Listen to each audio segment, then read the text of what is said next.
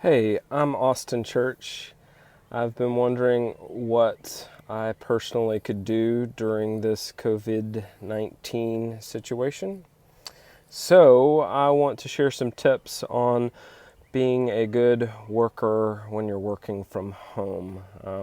I've been doing it over 11 years now, and I've got some tips that I think can help some of you out there who are newer to this. So I'll dive straight in.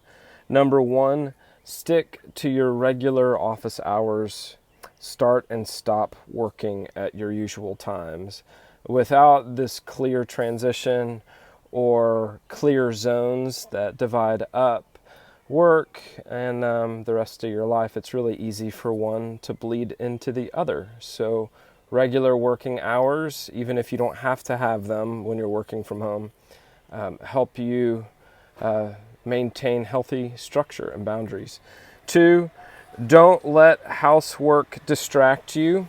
I'm one of those people that, sorry, it's a little bit loud out here. I'm one of those people who almost can't let dirty dishes sit on the counter, but I've realized that I could eat up most of a morning getting the house squared away so that I can feel prepared to work. So let the dirty dishes sit on the counter. Don't let housework distract you. Three, honor communication boundaries. Yes, you are working from home. No, you won't be answering phone calls, emails, or texts outside of normal working hours. Four, keep your workspace set up. You may prefer to not have stuff take over the kitchen table. You may prefer to put stuff away at the end of each workday. But the more time you spend on setting up and taking down, that's time that you won't have to spend on other things. Five, figure out your shutdown routine. You will probably need a set of practices to help you transition from the end of your workday to, the beginning of the evening. Those of us or those of you who have an office that you drive to and drive back from have that transition built in, whether it's a 10-minute drive, whether you're on the subway, whether you're on a bus, wherever you are.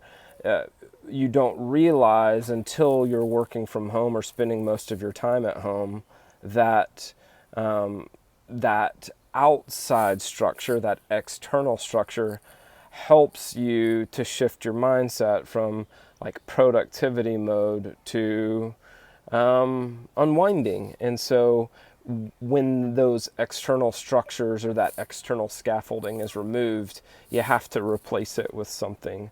So that transition or that set of practices could be anything from, like, let's say you normally get off at 5:30. Well, setting a timer that goes off at 5:15, that timer, that alarm will let you know it's time to start shutting down email. It's time to make your to-do list for the next morning. It's time to tidy up your workspace. Whatever you would normally do to prepare to leave the office, set a timer to help you begin making a similar transition when you're at home. Okay. 6, use alarms. I already kind of touched on that. If you've never had to manage yourself while working at home, then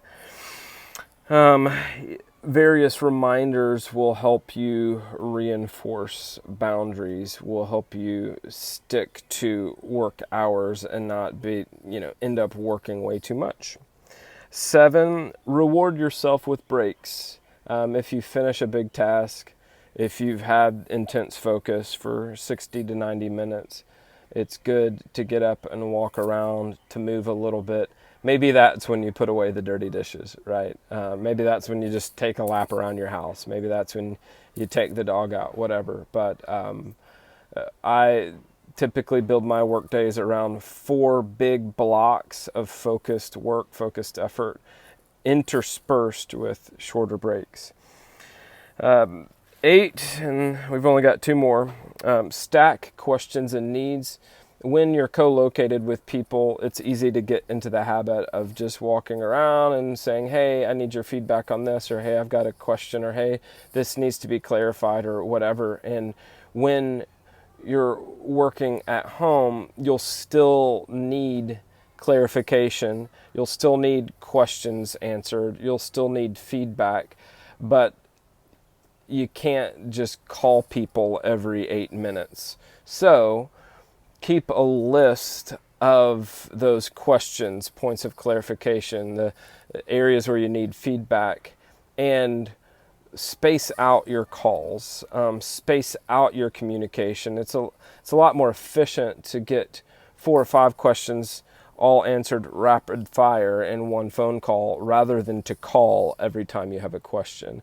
If we all call every time we have a question, if we all email every time we have a question, then we'll be on the phone all the time, we'll be chatting all the time, we'll be video conferencing all the time, and we'll never get the work done. So stack all of your needs, and then at regular intervals, connect with whoever you need to connect with to get that stuff resolved. Finally, set expectations about your availability with the people you live with.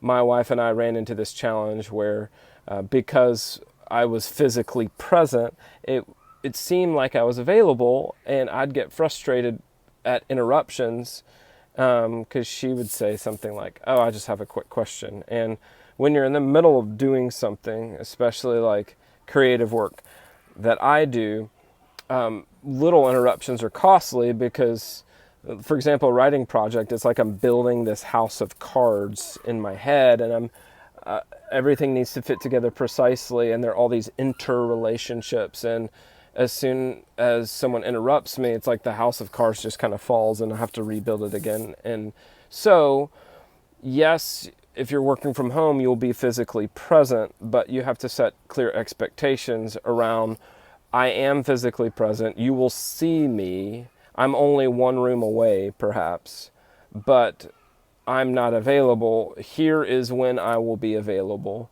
Or if I emerge from my cave, if I come out of the room where I'm working, yes, that might signal availability. But have those conversations in advance so that you're not, so that these collisions aren't happening and causing frustration and even resentment.